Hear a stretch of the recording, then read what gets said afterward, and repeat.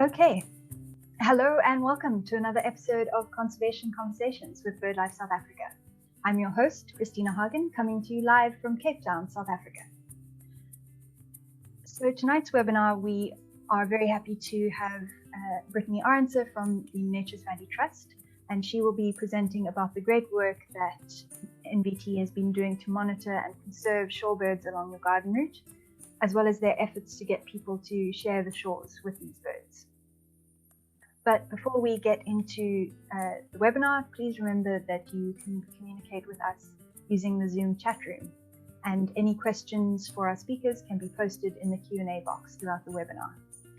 If you are watching us on Facebook Live, you can use the comment feed for your comments and questions, and I'll get to them at the end of the webinar. Please use the hashtag Conservation Conversations to get in touch with us on all major social media channels, as well as to catching up on all of our previous episodes via the BirdLife South Africa YouTube channel. Now, many of you have generously contributed to keep these webinars free for all to learn and enjoy. Every little bit really does help, and we do appreciate your support. You can simply scan the Quicket QR code on the screen or visit the Conservation Conversations website to find the link to the donations tab. Are you a member of the South African Listers Club yet? You can join BirdLife South Africa in celebrating birds and birding by joining the Listers Club through our website. And a new feature is to collect your special milestone badges as you go. You can build up your South African flag as you progress through your list with proudly South African coloured pin badges. Reaching a milestone in your birding journey is an achievement worth celebrating. Each badge is on sale at just 75 Rand and can be purchased online at shop.birdlife.org.za. Now it gives me great pleasure to welcome Brittany Arendse to Conservation Conversations. Brittany actually has a botanical past through working with Sandby, but she became captivated by birds when she joined the Nature's Valley Trust as part of the WWF leadership program. But she is now the acting director of the Nature's Valley Trust and is managing NVT's various long-term estuarine work, as well as the shorebird monitoring section of the Share the Shores Coastal Impact Program. So Brittany, I'm going to hand over to you now, and you can start sharing your screen and take it away. Okay, perfect. Thank you so much for that warm welcome. I'm very excited to be here with everyone tonight. So as mentioned, I'm Brittany and I work for the Nature's Valley Trust. And today I'm going to be sharing with you a component of our Share the Shores program, which focuses on conserving beach breeding birds in a dynamic urban context. So this work was initially started by Selena Flores as her master's dissertation under Professor Peter Ryan at UCT and Dr. Mark Brown at UKZN.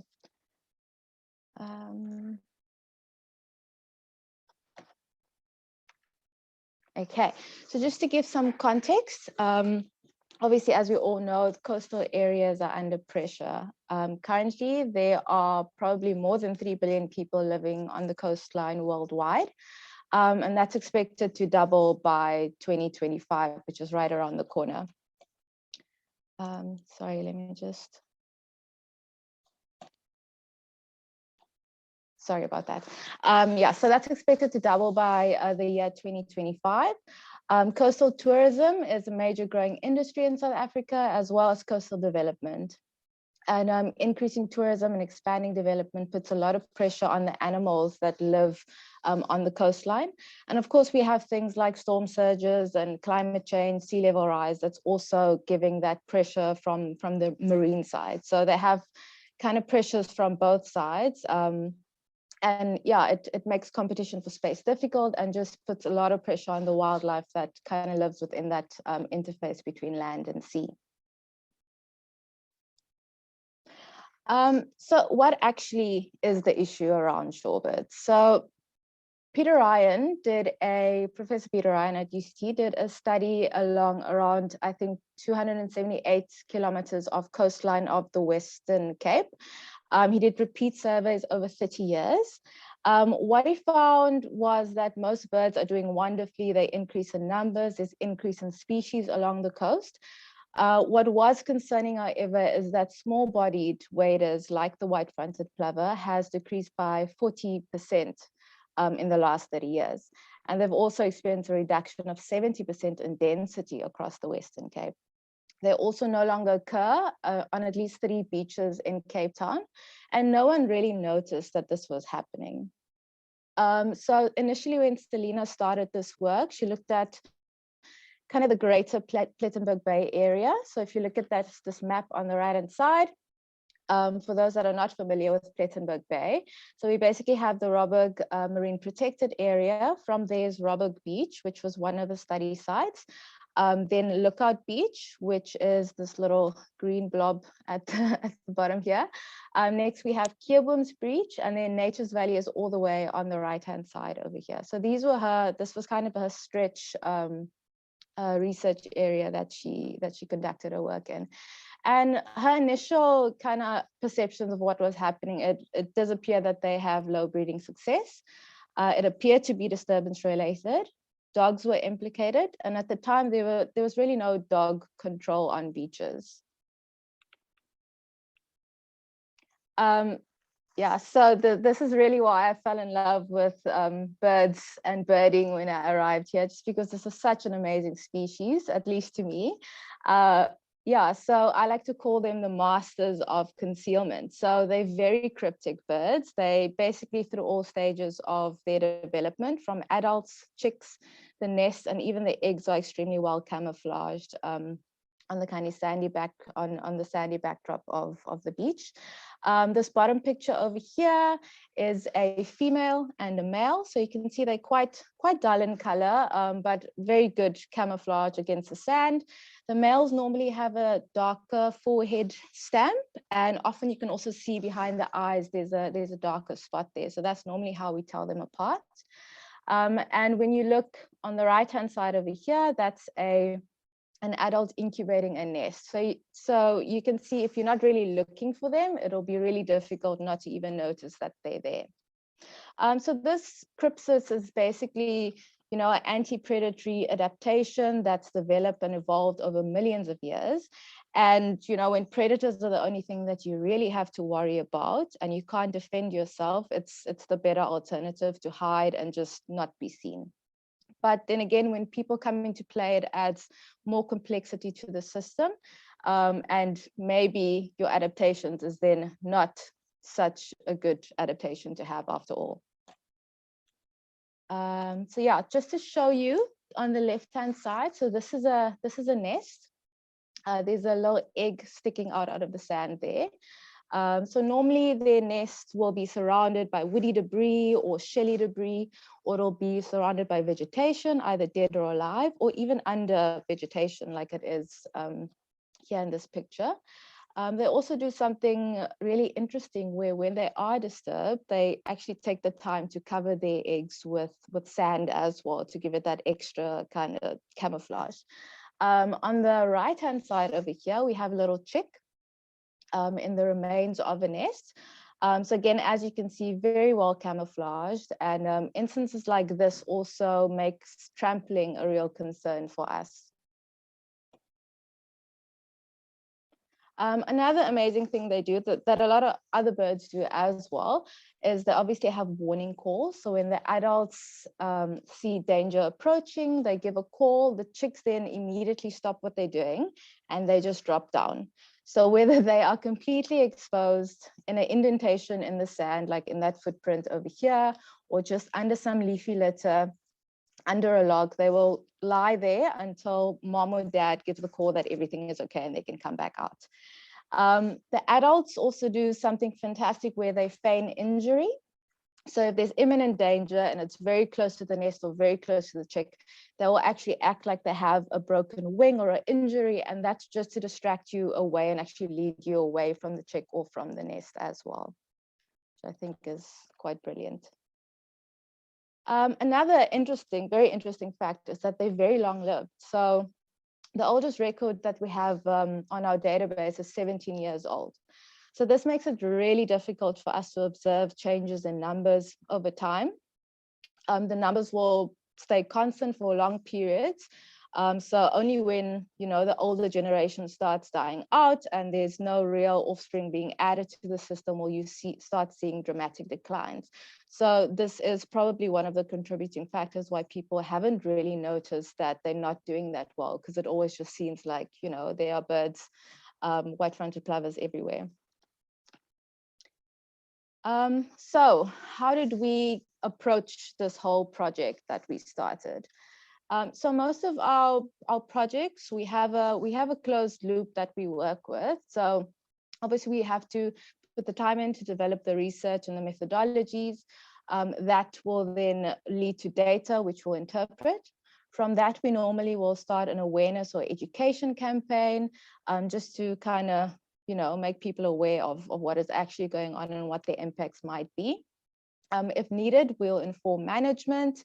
And then, of course, we need to assess our approach at the end and see if we actually do have positive impact. And if not, we go back to the drawing board and start the loop all over again.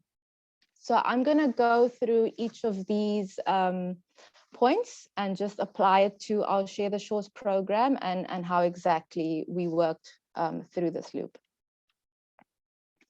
Okay, so in terms of the research, we wanted to see what the impact of disturbance is on these birds, obviously in the area. So we set up a really small team to investigate how birds react to and are affected by disturbance. So we would locate nests, we'd mark individuals, we'd monitor breeding success, we'd do observations of disturbance, and we do what we call manipulated disturbance trials. So I'll go through each of these as well, just to explain them in a bit more detail. But just to show you at the bottom left what the nest, what the nest or how we'd find the nest, we'd basically use tracking. So we'll track individuals. Once there is a nest or a scrape like this in the sand, you'll see quite a bit of foot traffic going to and from the scrape. So this is a scrape for those that may not know. So it's basically just a little indentation in the sand. So what the males do is they'll make 2 to 3, maybe even 4 of these in various places in the territory. The female will then come, she'll choose the one that she likes the best, and she'll lay on average about 2 eggs in that nest. And then here in the middle picture, you can see 2 little eggs. Sand was quite wet on this day, but you'll see 2 little eggs with beautiful sea view property right on the Fort Uni area. And then once we find these nests, we do float them in a column of fresh water, and that's basically to determine the age of the egg. So depending on the angle of the float, you'll be able to tell how old the egg is. So in this case, that egg is 15 days old. We'll then know when to come back to make sure that we actually find the chicks and we're able to ring them. So these birds basically have to feed themselves from 2 hours within, hatching. So that means their legs are really well developed. They can run up and down the beach within 2 hours of hatching, which also means that we could safely place rings on them. It won't impede their movement or be negatively impacting them in any way because they have such chunky legs.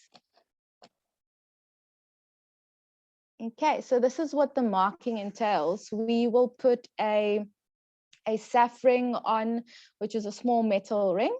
And that data is basically held by SAFRING, which is our national database for ringing.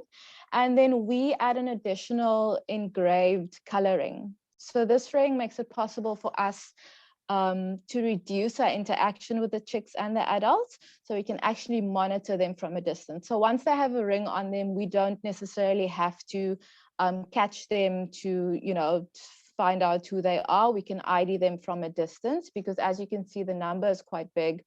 You can read it, and that's then linked to their SAF ring. So we can monitor them from a distance, which is great, because obviously we don't want to become part of the problem for these birds either. Okay, so then for our disturbance monitoring, We did that in two ways, as I mentioned before. So one of the ways was 2-hour periods during the day, so different times of the day, 2 hours during the morning, midday, and afternoon.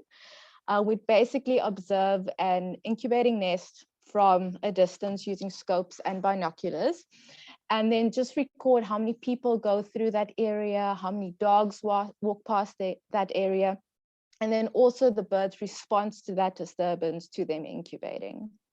The second type of disturbance is what we've called manipulated disturbance trials.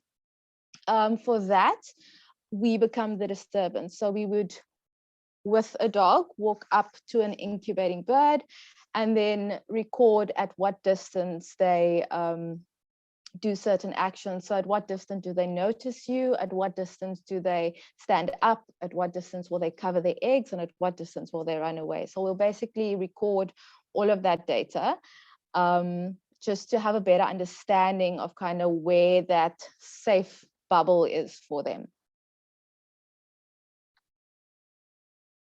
Okay, so in terms of interpreting the disturbance trials, so this data is based off that 2-hour periods of observation. So just to explain the table a little bit, so the 2014-2015, so that's 1 2-hour period in that breeding season, and then 2015-2016, that's 1 2-hour period in that breeding season. So our clicker actually doesn't go beyond 1,000, so we just capped it at 1,000. So for the 2-hour period in 2014-2015 and 2015-2016, more than 1,000 people walk through a nesting territory. For that same 2-hour period, 34 and 51 dogs went through the area respectively, and the bird was flushed off its nest 15 and 19 times respectively. So this was kind of just a glimpse into 1 2-hour period in one day and what could happen and what disturbance could impact that bird during a 2-hour period. From the manipulated disturbance trials, so this is us walking up to a bird, to an incubating bird with a dog. On average, they will stand up of the nest at 29, when you're 29 meters away from them. On average, they'll return to the nest about 4.5 minutes after they've left. And that's, of course, if you continue walking. So that doesn't account for if you are sitting and sunbathing close by. So that's just you walking through the territory. It takes about 5 minutes for them to return and continue to incubate. The distance that you have to be away from the nest when you're walking past is about 40 meters before they will come back. And, you know, at this point, the birds haven't even been noticed by us, and often not even by the dog. So a lot of people think it's, you know, the dogs are chasing the birds and they're eating the chicks and they're trampling on eggs, but it's not so much that. It's more the perceived danger that the bird feels when it sees you know, four-legged mammalian predator walking in its way. It reacts a certain way. Yeah, so it's not so much about the dog directly killing or hurting individuals. In addition to this, what we did was do some eye button temperature, which are temperature loggers, which we put in fake eggs. Some eggs were left in the shade and some were left in the sun. So the shaded eggs would simulate an individual incubating, and the exposed eggs will be eggs that are exposed to the sun. So what a lot of people don't know is that these birds, because they are nesting in, you know, such an extreme environment, because it's really hot during summer, they actually incubate the eggs to cool them down to a better temperature for development. So as soon as the bird leaves the egg, it starts heating up.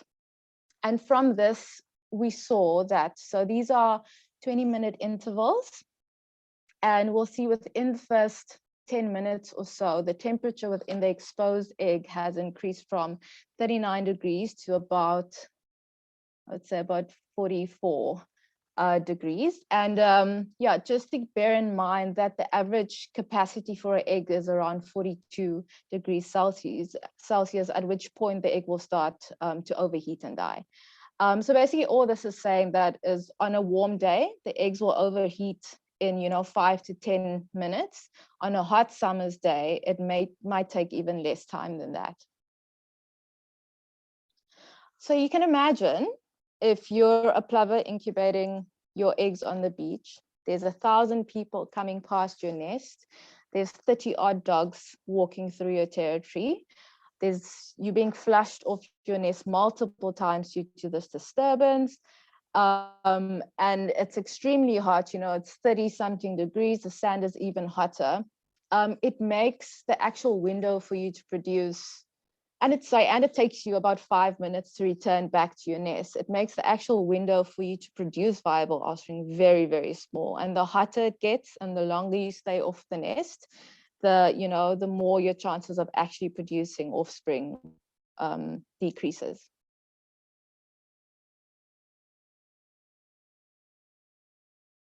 So these are the results from the first real season of study that we did. So this was conducted over that whole stretch of beach with the 4 sites all the way from Robberg to Nature's Valley. There was about 83 nests that season across the 4 beaches. What we found, 152 eggs. Of those, only 58 actually hatched. And of those 58, only 15 birds fledged. So only 15 got to the point where they could actually fly and be a little bit more secure and out of kind of that danger zone. So that brings our breeding success to around 10%. What you would expect for a shorebird is around 30 to 35%, if I'm not mistaken. So they do, obviously, they live in a disturbed area. There's a lot of conflict. So shorebirds do have a lower breeding success, but 10% it's quite shocking. That means for every 100 eggs, there's only about 10 that actually make it to the first year. And we all know that, the first year for birds is also very hard. Okay, so from here, we needed to get people a little bit more empathetic. We needed to create awareness. We needed to educate people because in a lot of instances, I feel like people didn't even notice the birds were there. They didn't know their impact or the impact that they were having on the birds. So we decided to develop some accurate, locally relevant info. We launched a strong positive media campaign with emotionally appealing content on social media. We had strong stakeholder engagement, and we also tried to have like a constant presence on all of these platforms. So we'd have open days with members of the public. We'd get them to take their shoes off, really feel the heat of the sun during midday when it's the hottest. We had interactions with children and families on the beach, trying to explain, about the plight of the plover and the shorebirds and how important it is to just give them some space, and do things in a responsible way. We also wrote a few articles in the newspaper. There were some radio interviews. We developed some pamphlets and some beautiful signboards on our beaches. And of course, we had the support of many stakeholders like the Blue Flags program and Plet Tourism, which is obviously our tourism platform in Plet. And then we also developed nesting area signs to just make people aware when they are on the beach that there are currently active nests in the area, and for them to just, maybe go the other way or maybe walk on the wet water line. We also developed a kind of a soap opera type written episodes, which we call the Sands of Change, and it really looked into the dramatic lives of plovers on our beaches, and that was something that was very well received and liked. We developed 2 mascots, so Sandy the plover and Rocky the oyster catcher. We also did an adopt a plover program where you can adopt a plover, name them, you'll get a little certificate with all their details, their ring numbers on it. And obviously those funds then will get fed back into the program as well. One year we also did a dating profile for Romeo. He was looking for a mate. He wanted to have some chicks, and he was just looking for a good mate that can share in his ideals and his vision for his future. So we did a little profile for him, and then of course on Valentine's Day, he made it official with Juliet tweeting. That was just something sweet we did over Valentine's Day, which was, I think, adorable. Of course, we did the plushies with support of BirdLife South Africa for, I think it was 2019 Bird of the Year, the African oyster catcher. And the kids also really adored these little rockies. Okay, and of course, we did a lot of behind the scenes management. So we had to engage with a lot of authorities and include various stakeholders like our animal welfare, PAWS, Cape Nature, Sand Parks, municipality, because we really wanted to adjust the management of beaches and implement a new system. And obviously we wanted to also add value to the municipality and not, just be conservationists shouting from a corner. But yeah, we wanted to really just change the way that we manage our beaches in a way that was that kind of took everyone into consideration and was a win-win for everyone. So the research was based on 3 seasons of kind of breeding data that we had. So we knew where the conflict areas were, we knew where the birds were breeding, where they weren't doing well. So we could propose areas that we could zone in a specific way to not only, for the birds, because obviously we can't save every bird, but we'd like to try to at least give some of them a chance. So we coded beaches green, orange, red, which is your normal traffic light colors. But then we also try to make it emotive, because obviously not everyone can see color that well. So we have a really bounding green dog, very happy. We have a very well-behaved orange dog on a leash, and then we have a very sad little puppy that is not allowed in that area. And the zones were chosen not just for where the birds were breeding, but we had to take into account blue flags beaches. It went through a public participation process, because some people also don't want to be around dogs when they're on the beaches. There are moms with children that want a dog-free beach. There are people that have traumas that, are not that comfortable around dogs. So we wanted to make it inclusive when we decided on where these zones were going to be. So we also developed some beautiful boards at every entrance to the beach in Plettenberg Bay, which indicates where you are, what zone you're going into. And then also on the beach, there would be transition zones. So if you're going from one zone into another zone, there would be boards to indicate that as well. The nesting area signs we used in our intervention program. So basically, when we find an active nest, we'd install these boards. Very simple intervention. They're connected with rope. And as you can see, the footprints inside compared to outside that area, there's a stark difference. So even just something as simple as some signage with rope can really make a big difference to this particular nest and bird incubating. And then we also, where we could, try to install this about 30 meters away from the active nest. If you recall, that 29 meters is the distance at which on average a bird would get off of the nest. So 30 meters away where we can, not always possible because some of the beaches are very narrow, but at least it gives them a chance to be comfortable and not necessarily stand up for every disturbance that comes across their path. This whole process was a long one. I think it took us about 1.5 years to actually get all of this installed, and get it accepted and all of that. So it took a lot of patience. So next, I'm just going to go through some of the data that we have for the last 6 years. So basically, when I started in 2017, 2018, we only looked at the high tourism beaches. So we no longer did Robert Beach, but we did Lookout Beach, and then we did Nature's Valley Beach, which is has our highest populations or highest number of pairs, and also is lot of tourists come to these beaches.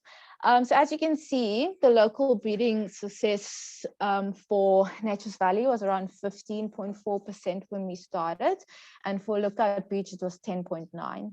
We implemented the intervention, so the signage and the rope enclosures in 2017, 2018.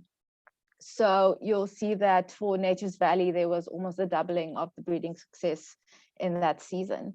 And it's kind of stayed stable where we want it to be, between 30 and 35 so far, which is, I think, brilliant. And then Lookout Beach is a little bit of a sadder story. So there also was a slight increase for that first year of intervention, but then everything just kind of went downhill from there. We've been able to bring it back up in the last season to about 13%. It's a difficult beach to manage. So basically it's a peninsula. So the Keeboms River is on the northern side of the peninsula. Then we have the mouth separating Lookout from Keeboms Beach. And then we have the ocean on the southern side. So this beach actually experiences a lot of flooding. So often we will lose nests just due to bad placement, and they'll get flooded away. On Keeboms, which is on the other side of the mouth, we also have the largest kelp gull colony in South Africa. And a lot of these birds have moved over to Lookout, and so predation is also an issue. It's also a completely red beach, so no dogs allowed. And that's because there's so many birds that breed there, different species of birds. And it's also a blue flag beach. But of course, there's still people that continue to walk their dogs because they've done it for 40 years, or so they tell us. But yeah, so we're hoping that with more time, we can kind of bring the breeding success up. But it's difficult to control nature. We can't control it. So yeah, there's a lot of factors on Lookout Beach that we have to look at, whereas Nature's Valley is a little bit more sheltered and has less natural predation or flooding events that occur. But yeah, I think this is a great example of what, a strong awareness campaign and simple intervention can do for a species. The species might also not be of, the highest threat. It's only declining on the red list. But I think it's a good thing to be less reactive and more proactive in some instances where, if we don't do something now, maybe in 10 years' time, this will be a threatened or endangered species. Yeah, so basically this data needs to go through, it's still being written up. It needs to get some more robust analysis, statistical analysis done on it. And that will be done by Selena, hopefully in the next year or so. But yeah, that's basically the story. I hope that I've explained it well. I hope I didn't go too fast. And that, yeah, I hope you enjoyed it. And if there's any questions, I would love to answer them if I can. Great. Thanks very much, Brittany. That's incredible work that you and the team have been doing out that side of the world. I'm always in awe of what you managed to achieve in with a relatively small team. Yeah. So well done to you and everyone who's Thank you so much. I'm just gonna start sharing quickly. Yeah, and it's fantastic to see the success you've achieved in Nature's Valley. And I know it's been a long road. It's quite difficult to get people to change their habits and things that they've been doing for years. So it's great. And you made the point as you were ending off that the plovers aren't necessarily endangered, but we need to start now while there's still a decent enough population that they will be able to hopefully recover. So yeah, it's great. And I really love all your public outreach materials. that you've created, and the soap opera, the sands of change. Yeah, I that really love one went down very well, the soap opera. Yeah, but it's all underpinned by strong science and research, which is great. Yeah. Thank you so much. So we have quite a few questions coming in, but before we get to them, I just want to remind everyone you can please participate in the post-webinar survey, which will pop up when you exit the webinar, and it'll only take about 2 minutes of your time. And so next week we will bring you another Sandparks Birding Destinations webinar. Wesley Gush is taking us to Mountain Zebra National Park, so please do join us for that. So if you have any questions for Brittany, you can pop them in the Q&A box and we'll try and get to them. I see we have quite a few already, so we'll try and get to as many as we can. So I think the first question we'll go to is from George Ledeck, which is just asking about the difference in disturbance between humans alone versus humans with dogs, whether there's any differences in stress or behavior. Yeah. So with dogs, without dogs, the birds will take longer to get off of the nest, so they'll be more comfortable for longer. I can't tell you the exact amount of meters, but it was noted that, you know, with the dog, that you will be further away when they start moving off the eggs. So I think we just averaged it down to people. I think it still takes them about 4.5 minutes to get back, but they get off further away when you're further away, basically. Okay. Yeah. And then Leslie Cornish has a question going back to the beginning of your talk, where you mentioned that you put the eggs in the water to see their viability, and Leslie's asking whether that harms the egg in any way. It seems kind of counterintuitive to do. Yeah, no, it's a proven method that's been used, and there has been some studies done checking, you know, eggs that have been floated and eggs that haven't been floated in the same nest, to see if there's any difference in development rate, or, you know, if there's any negative impacts that on the eggs afterwards. And it's basically, I think it's completely fine, as long as it's obviously fresh water that you're putting them in, and they literally in there for about, you know, less than a minute before we take them out and place them back. And it's like raining, you know, it could rain on the eggs as well, and it should still be fine. Yeah, that's true. Okay, and then Dieter asks whether you've observed any changes in the nesting site selection during the course of the research, whether, I guess, either the birds are become accustomed to disturbance and choose their nest sites accordingly. Have you seen any of that? So Nature's Valley is quite broad on the one side, and then it tapers off a little bit to the western side of the coast. So initially, when I first started around 5 years ago with this, there were pairs breeding on the narrow side, but that's also the side where there's a lot of people, because there's a little bay that people like to swim in. So there's a lot of disturbance going through there.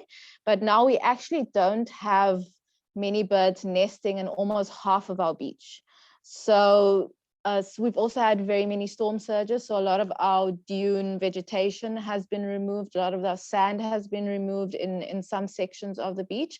So the birds are actually all concentrated in the eastern part of the beach. They're quite tolerant of each other, some pairs, but I think we have around 9 pairs now, as before we had around 11. So 3 of the pairs have moved away, and the others are kind of just squished into one section, but they seem to be managing fine on the broader section of beach.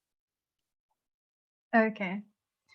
And then I've just lost the question I was going to answer. Oh, yes. So Tabo says, what fantastic research, and he's interested in knowing the Thank you. response of people to the signage and whether signage is effective at changing people's perceptions. Yeah. Yeah. I mean, I feel like a lot of people didn't necessarily know the impacts that they were having. And I think the awareness campaign helped a lot with that, to kind of allow people to understand, because I don't think very many people are out there to actually be destructive or disturbing birds and all of that. And especially in this area, there's a lot of people that love birds, that come specifically for the birds.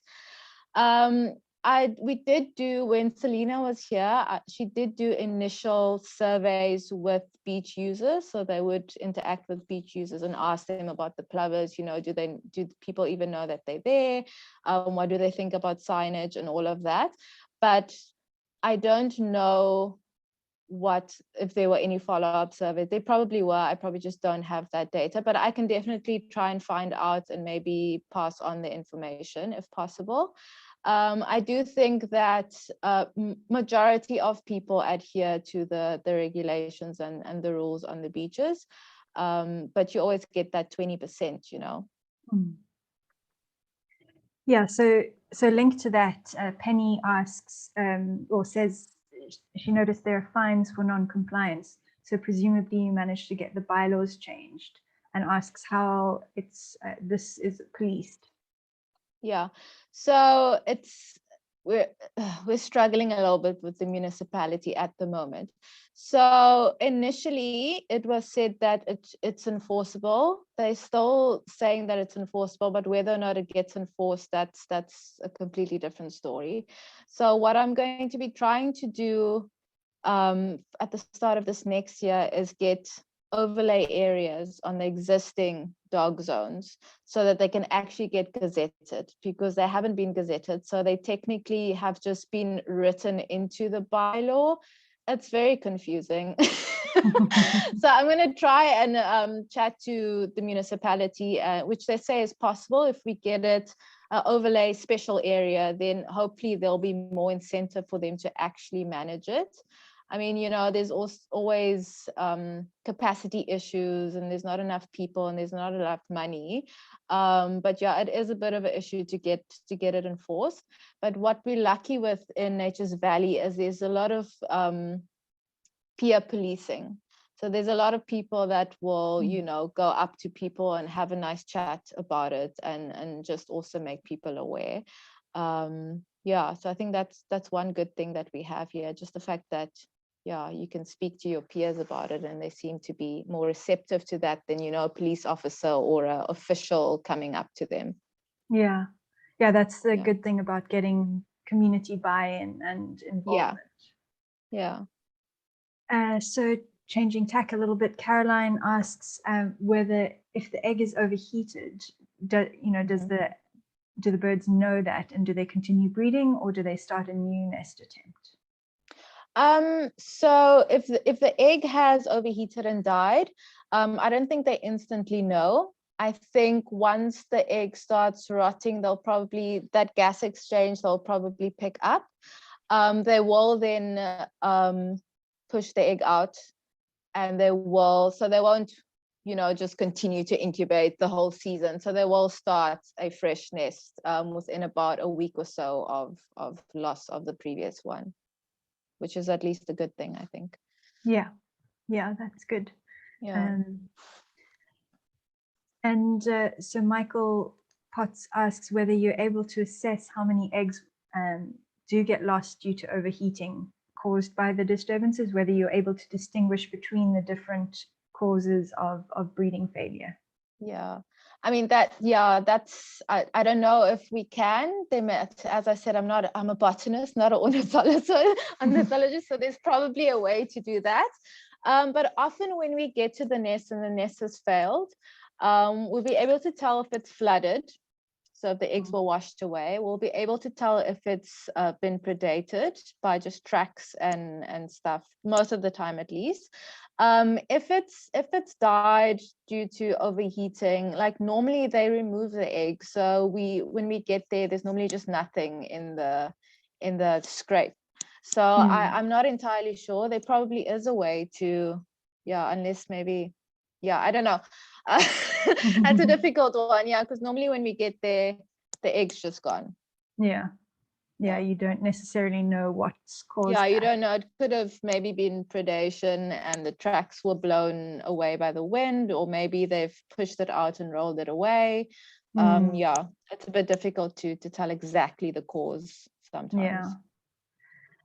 And then Constant asks whether there's any information to suggest that covering the egg with sand when the adult is disturbed, whether the sand kind of acts as any kind of insulation. I'm not entirely sure. I can't answer that. I know that the sand normally has a boundary layer on it, so that top layer of sand never really cools down.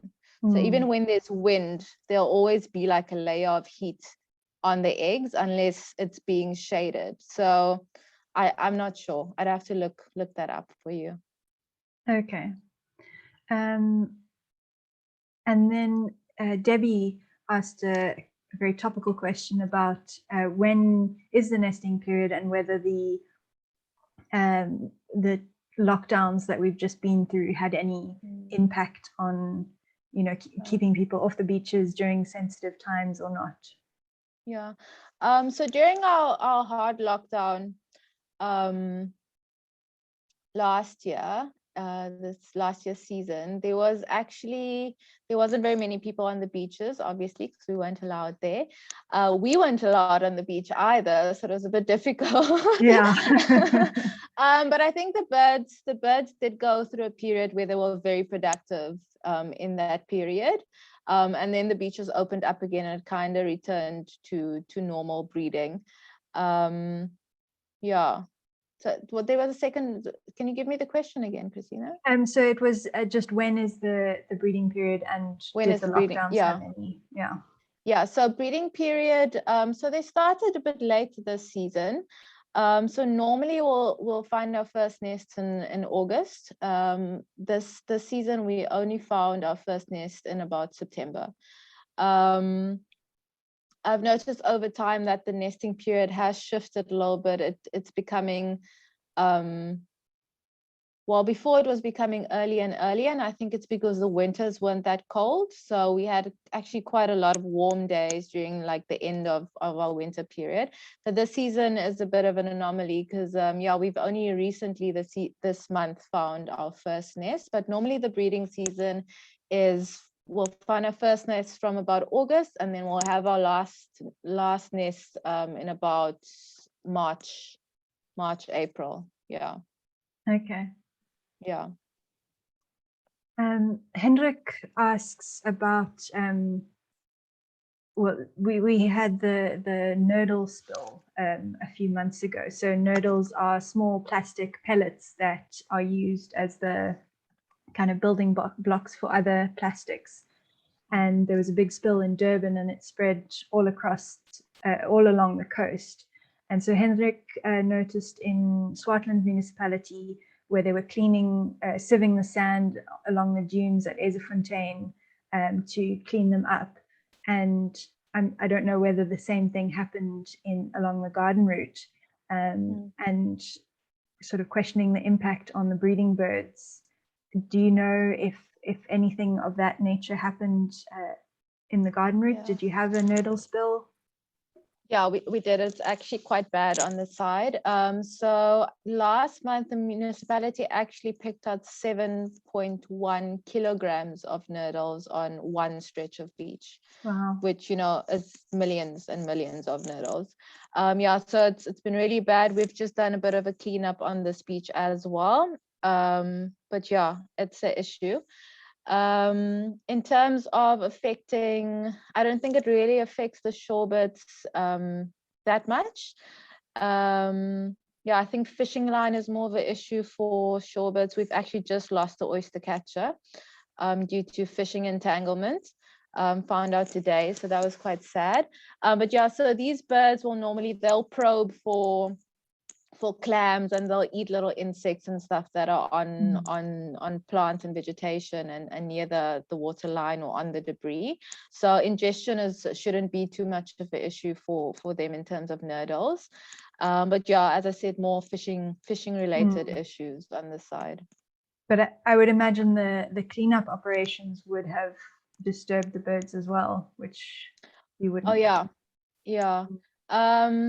So yeah, so I don't know about, as far as I know, Lookout Beach hasn't had nurdle cleanups being done. Robert Beach only has about 2 pairs on it. The environmental officer that ran that, I did speak to her beforehand just to ask people to kind of stay out of the high dune area and the fore dune area. So hopefully not too much disturbance and not too much lingering in certain areas. But yeah, I can imagine that at least they didn't do it during peak breeding season. So it was also done kind of in August. So there shouldn't have been too much activity. Yeah. Yeah, that's good to know. So Alan asks about the major causes of mortality, and I don't know whether he means in the chicks or the adults. I would imagine that the adult mortality is fairly low once they reach kind of breeding age. They're pretty stable. But do you have a sense of what the other mortality, the sort of chick and egg mortality is? Yeah, I mean, I can't give you exact percentages because I haven't really looked at that specifically, but the egg phase is the most vulnerable. So we lose a lot of eggs, and there's various reasons for that. As I mentioned, flooding, predation, some trampling happening, overheating as well. So a lot of eggs don't even make it to hatch.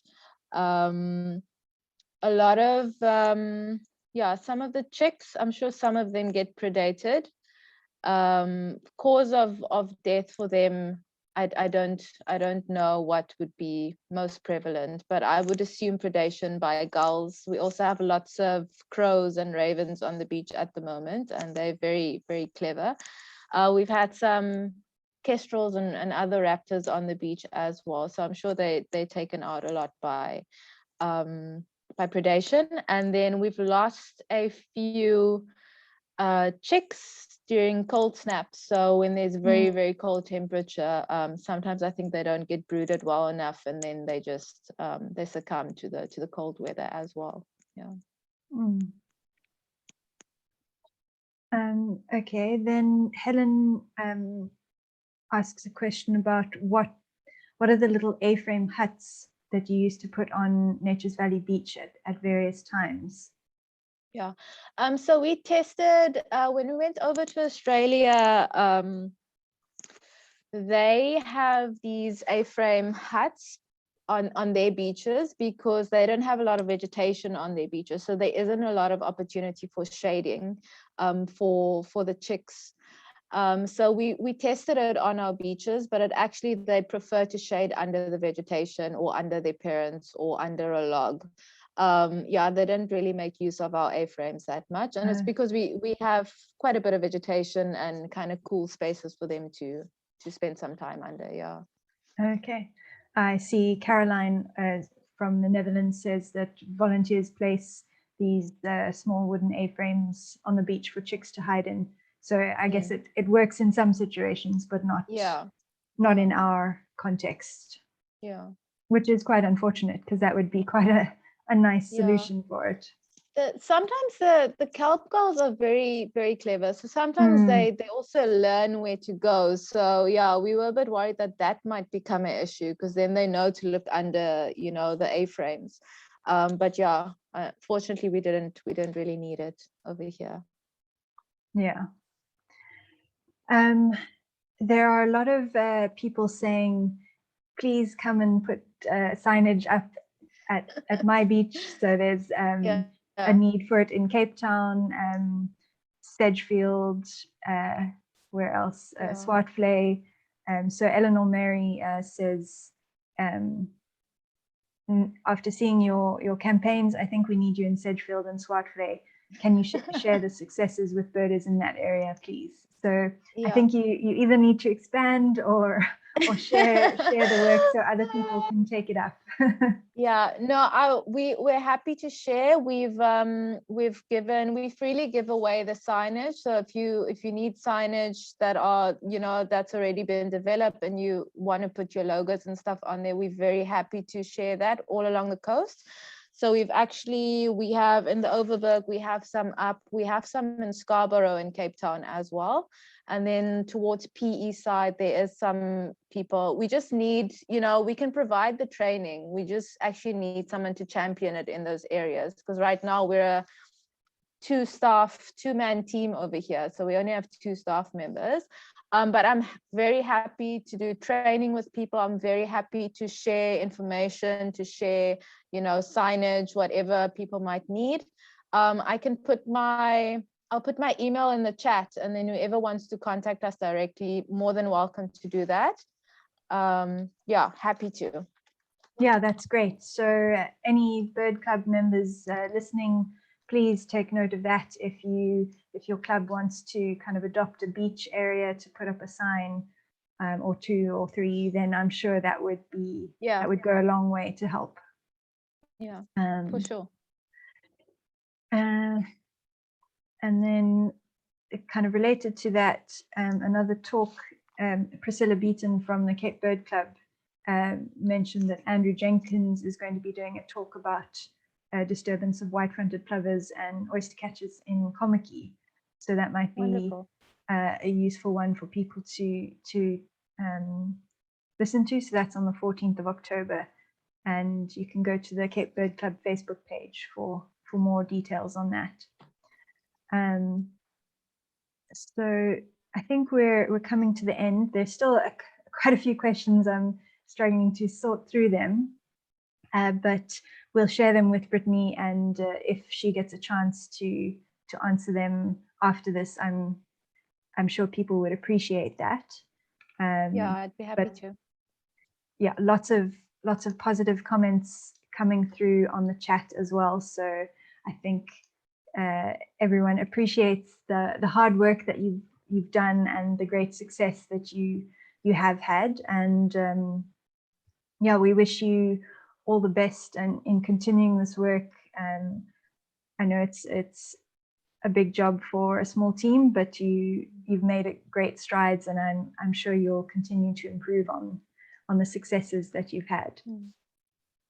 Thank you so very much, and thank you so much for having me. It's been very exciting, and yeah, it's always good to share.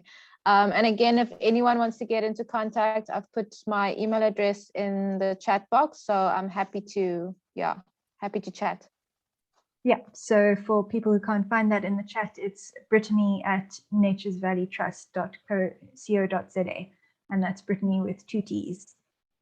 So yeah, I think we will leave it at that for now. We're just about 8 o'clock. So it only leaves me to say thank you very much to Brittany. Thank you to our audience for tuning in. And I'll leave the chat room open for a little bit longer for people to post any last messages. But thank you very much, everyone. And good night. Thank you.